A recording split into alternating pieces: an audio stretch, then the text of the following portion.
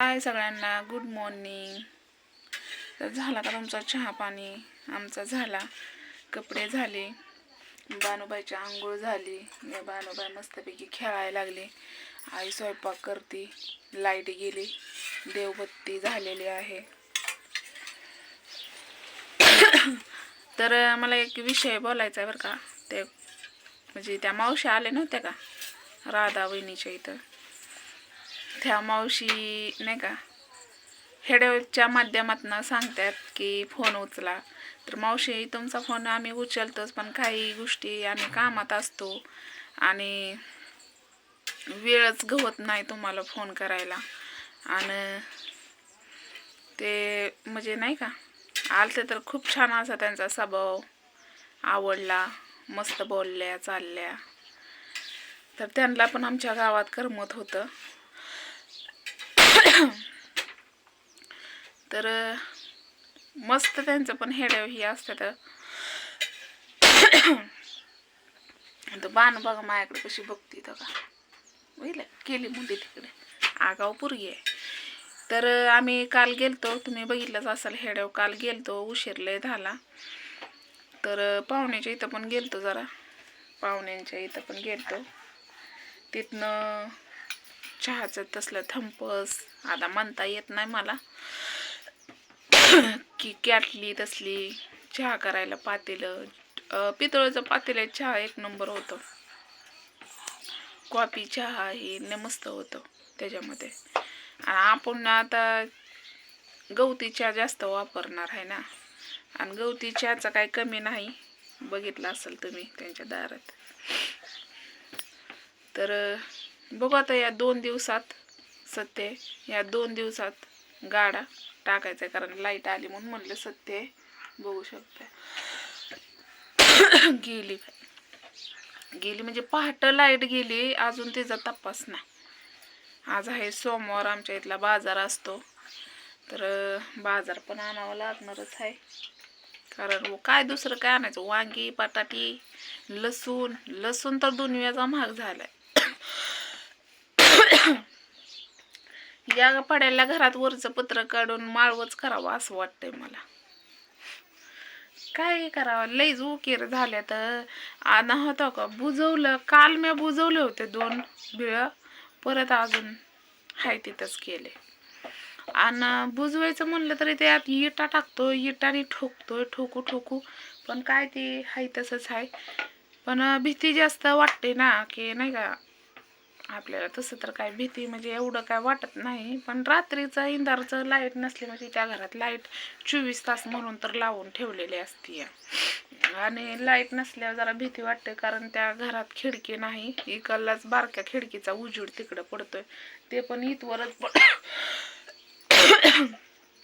तर काल गेलतो सामान आणायला, पण दुनियाचं महाग सामान. तर बघू आता जसं असेल तसं तर चालू. तर आता केलाच खेळ उभा तर करावं तर लागणारच आहे.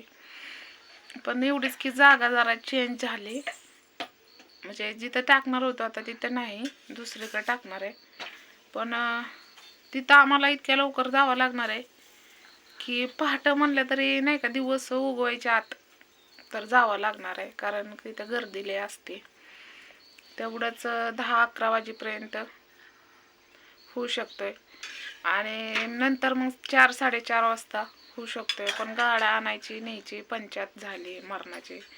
तर वहिनीच्या पण डोक्याला दुनियाचं टेन्शन. तर मला फोन आलाय कोणाचा तरी, कोणाचा आहे काय माहीत नाही, पण आलाय तर खरा. पण येऊ द्या, नंतर फोन लावते.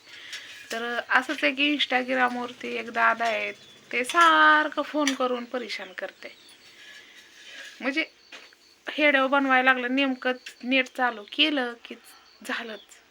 इंस्टाग्रामवर काय जास्त हेडव टाकाना गेले मी, कारण तब्येतपर्यंत तेवढा वेळ पण भेटा नाही आपल्याला. जेवढा वेळ भेटतो तेवढंच मी आपलं करायचं. आज दुधाचा महिना भरला, म्हणजे उद्या भरल.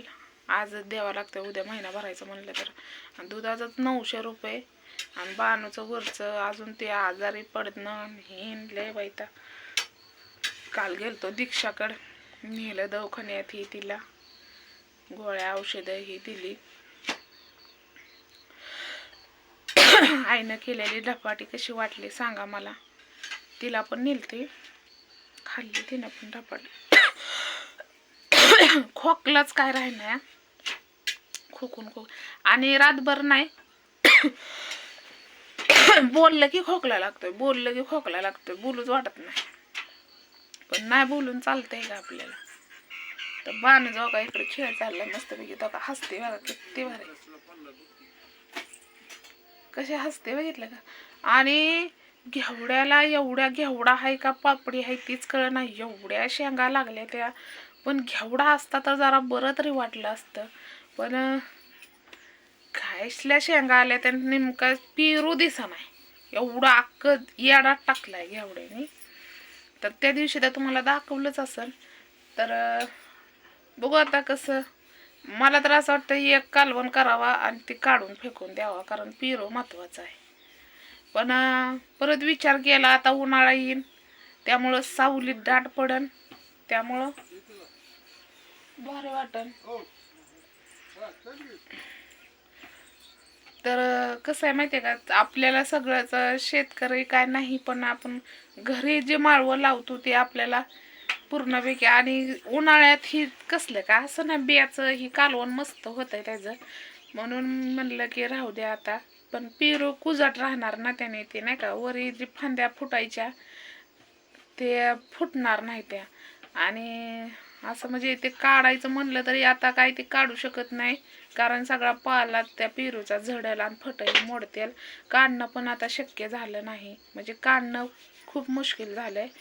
तर आता त्याचा बुड आधी पहिल्यांदा कापावं लागणार आहे, आणि मग वाळल्यावरती तुटून त्या काढावा लागणार आहे. तर तसं तर आपण मंडप दुसरीकडेच करत असतो, पण आईनं घालवलं त्याच्यावर आणि पाणी पण त्याला भेटलं, त्यामुळे ते जास्तच वरती गेला. आणि पाक पूर्ण पेरू म्हणजे काय कोपाटच बनल्यासारखं झालंय. तुम्हाला दाखवू का मी, चला मी तुम्हाला दाखवतेच. तुम्ही माणसां की उगाच हा आईने काल गावात ही काढलंय, कपडे ही धुतलेली बघू शकताय तुम्ही. हो का दिसलं हा पूर्ण हे करून टाकलेलं आहे. आणि गव्हात ही मस्तपैकी काढले. आता इथं बसून दाखवते, वरनं तुम्हाला दिसतंय का नाही माहीत नाही. बघा बघू शकते पूर्ण झाकले. आणि स्वच्छता तर भरपूर केलेली आहे आईने, स्वच्छता लांबपर्यंत केली. दिसलं का तुम्हाला, गवत ही तिकडला काढलंय. आणि पेरू नाही काय आंबा आहे, आंबा. हे आंबा बी चांगला फुटलाय. आणि ही फुलाचं झाड मला लय महत्वाचं होतं, पण त्याच्याने हव्याने फुलं बी लागली नाही तीन काय नाही ते. नाही तर तुम्ही बघितलं का फुलं एक नंबर. आता मी ही सगळं काढणारच आहे बरं का. पेरू पण ही झाले तर तुम्हाला इकून दाखवलं असतं, पण माणसाच आहे ते बाई तुम्ही. तर बघू शकताय बघा, बघितलं हां. आईनं स्वच्छता केली मस्तपैकी, भारी वाटलं. तर तशीच आपलं तुळस. आणि हे झाड उगवलं होतं इथं, कशाचं झाड होतं कुणाच ठाव, ते आईनं जे उपटून टाकलं बघा. ही कशाचं झाड होतं नेमकं मला कमेंटमध्ये सांगा बघा. ट्रूफाईट काय म्हणतात की त्याचं होतं, आईनं उपटूनच टाकलं बघा. आमच्या आईला आगाव आहे, तिला काय माहीत बी नाही. तिनेच बी आणलेलं लावलेलं, तर लावते आलं तर आलं. हा तुळस आपली बघितले का तुळस. तर चला, हेडे व्हावाला असला तर नक्कीच लाईक करा, शेअर करा, कमेंट करा. बघू शकता हे पूर्णपैकी येडा टाकलाय. बुड तर केवढं झालंय बघितलं का बुड. तर चला बाय सगळ्यांना.